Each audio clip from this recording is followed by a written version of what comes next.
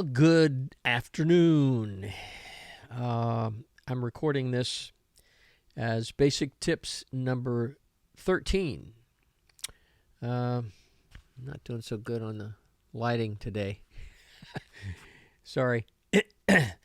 But yes, and as you can see, I am wearing my new dark glass electronics camo baseball hat. Got to get you one. Anyway, I use a couple of dark glass products.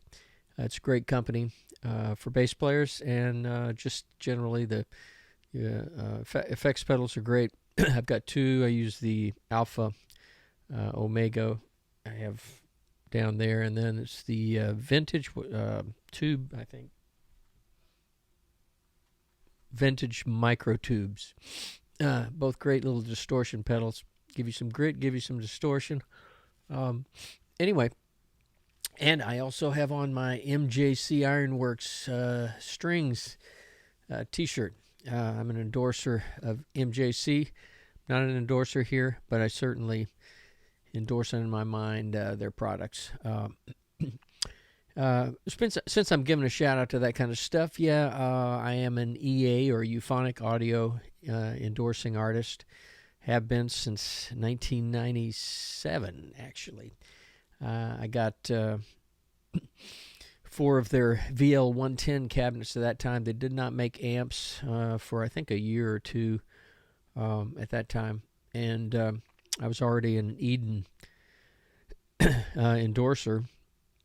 So I'm usually pretty loyal with the products that I use, and I've been using the euphonic audio little cabinets in various situations for 20, like 23 going on 24 years. And last summer, I got a couple of their newer, more lightweight, but the 12s, the NL 112s, and they are just great. You see them back there, the blonde or brownish cabinets, and I'm still using the black VL 110s, as you can see back over there. In by way, this is not what this Basic Tips is about, but since we're talking about gear, I might as well say a little something about that. I'm going to try maybe this summer sometime to do like a little review-ish demo of some of the gear and the way I have things set up.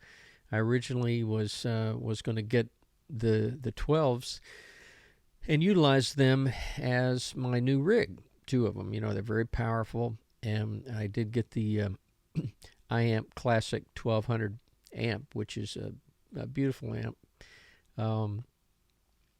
and just clean, lightweight power. That's what I wanted.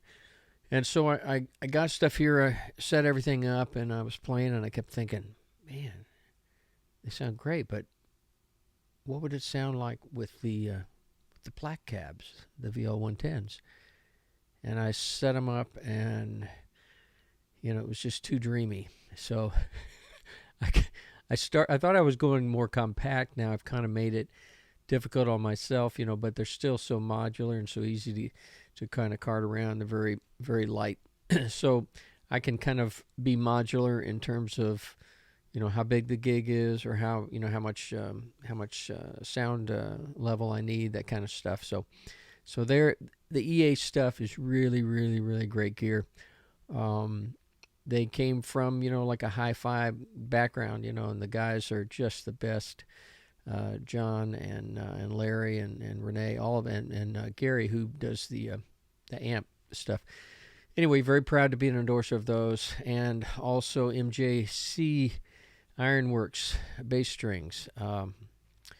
Great company, and Mike Connolly, who's the head guy there, spoke with him not too long ago, and he's just a good guy. He was with Dean Markley. I had been a Dean Markley endorser for eons, actually longer than an EA endorser, since my Nashville days. And anyway, so I'm also Dean guitars or Dean basses.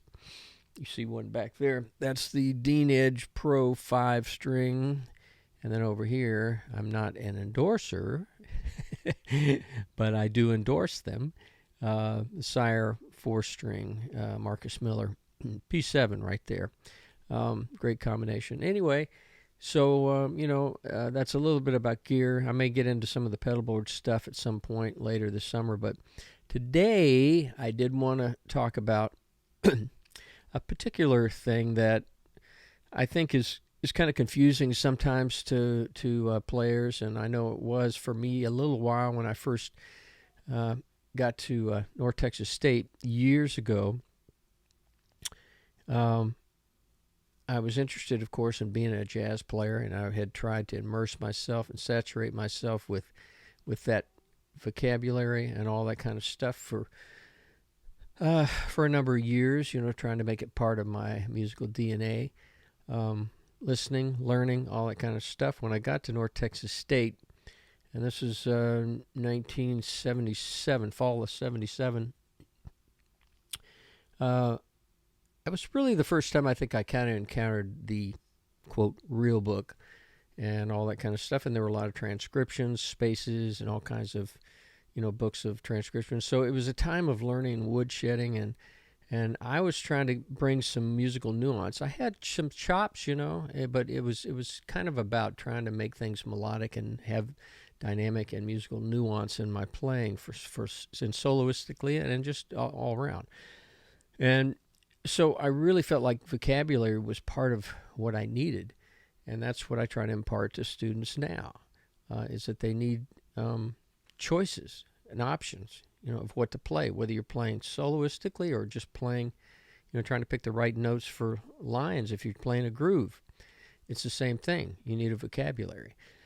And so one of the things that I encountered right away was this idea of scales for jazz improvisation. It's a book by Dan Hurley back at the time, who was there at North Texas State, and a great mentor and great guy. I love Dan, and I love his work.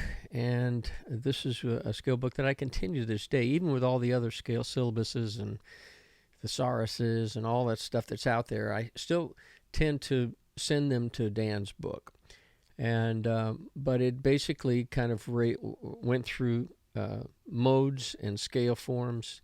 And then at the end of it, it gave you a sort of a guide to scale choice for chord structures, which was invaluable. And so it kind of led me to this idea of, well, depending on what the chord change is, and we're talking, for me, it was the jazz vernacular. So that means, it was jazz standards and tunes that had a lot of 2/5 progressions and all kinds of chordal things that you may or may not encounter in the pop vein, but a lot of that stuff is usable in any genre. So right away, I was trying to develop a way, and I don't know if somebody had suggested this or if it was part of the North Texas thing, but I definitely, as I started peeling apart the layers of songs and looking at chord changes and trying to determine what I should play over those changes, it became apparent that I needed to know how to arpeggiate or spell out on the bass and whatever instrument what those chord changes were. So so as I encountered a change, I would arpeggiate if it was an F minor 7.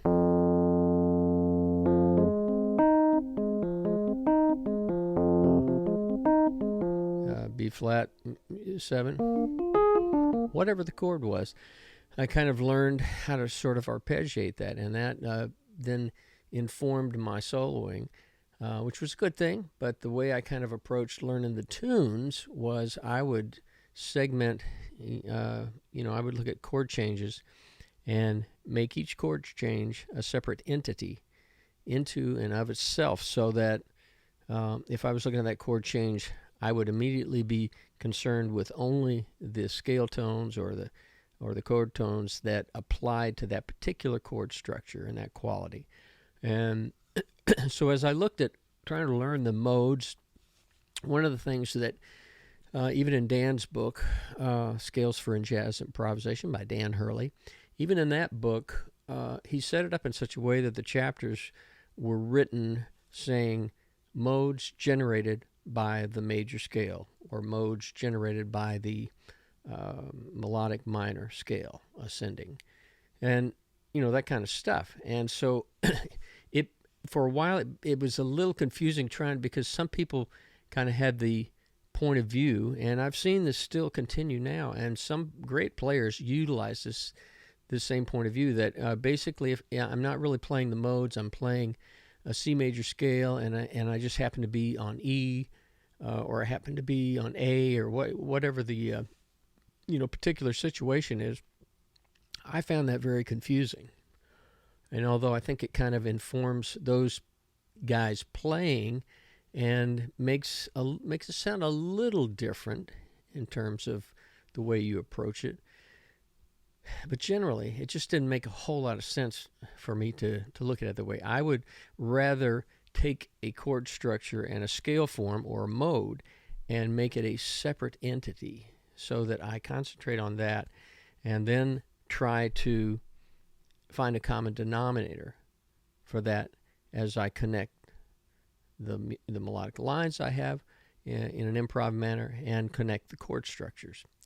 Now, obviously, you have to continue to be musical about it and learn music, learn phrases, read all you can, literature, try to get melodic ideas and fragments and all those kinds of things that work as you gain that knowledge over certain or particular or a specific set of changes, whether it be a 2 minor 7 to 5/7, or just on a droning section of E minor 7, or whatever it is. Whatever it is, you're gonna learn the things that work, and you pool all of that together to make your vocabulary. Now, I have to say, I'm going to tell you a little story here, which I mean no harm by it in any way, shape, or form. It's just reality. A few years back, you all are probably aware of the great bass player who was part of the the Wrecking Crew, Carol Kay, and she broke a lot of boundaries. She did wonderful stuff. I have great admiration and respect for her and her legacy and her career as a legend, studio musician. She was also a guitar player before that, and she played a lot of jazz stuff. Well, she had a discussion a few years back, and I think it had something to do with improv or whatever it was. And I happened to be on her, Facebook, I think it was Facebook, on her timeline, and I made a comment, something about, scale forms and modes and that kind of stuff. And she came right back and lambasted me, as if she said, basically saying I was stupid for putting in any importance on scales and modes to learn jazz. And as if, because the academia of nowadays tends to have a system or a way that you can approach learning to play over jazz changes, as opposed to her day, where we didn't have that kind of thing. People learned from each other. We learned from other players, or they learned from other players, just as we learned in my day. I mean, I put the needle on the record and played over, and wore out the grooves of the record trying to learn bass parts or learn a tune, play drums. I used to play drums, so all that kind of stuff. But anyway, she lambasted me and basically deleted anything I said, as if I was ignorant. Well, I got news for you, Carol. I ain't ignorant. And I've lived a long life as a musician, adapting and playing. And I may not be a household name like you, but I'm very knowledgeable about how to play over jazz changes. And my system works as well. So I think her point was simply we should only deal with motifs and melodic things that we learn that work over changes. I heard recently somebody was asking, I think, Chick Corea, about modes and scales and all that, and he basically said, just play what sounds good, And, of course, that can sort of be a little bit subjective, but I think it's good to have the foundational stuff of what what the chord is, what the quality is, what the function is. Understand that from a theory and harmony standpoint, and then understand what kind of lines or what kind of notes are going to work. And the easiest way to do that is learn scale forms that definitely work over a particular chord structure. Now, this is kind of a long rant about this, but it's a big thing, because I think some people are very confused when they're trying to learn modes or trying to understand the function and how they're going to utilize it in a real life situation, musically, in any scenario. So I feel like my job right now, I just feel like I need to impart, whatever knowledge I have that has benefited me through the years, and hope that it will benefit you. I'm going to make this a two-parter because we're getting a little long here. This is going to be kind of the verbal portion, and the next video that I do will sort of be part two in regard to scales and modes and their use. And I'll have some some playing examples hopefully to show you. But again, I originally did kind of approach it from one chord structure to the next, and making them separate entities with separate scale forms that work just with that chord structure. And then you do try to make it musical, not only in the way you don't want to just play a scale up and down, but you can displace, you can do all kinds of stuff. It's about knowing the notes in that scale and what works. The approach notes, we'll talk about that as well. Notes that can be from above and below. In other words, if you're going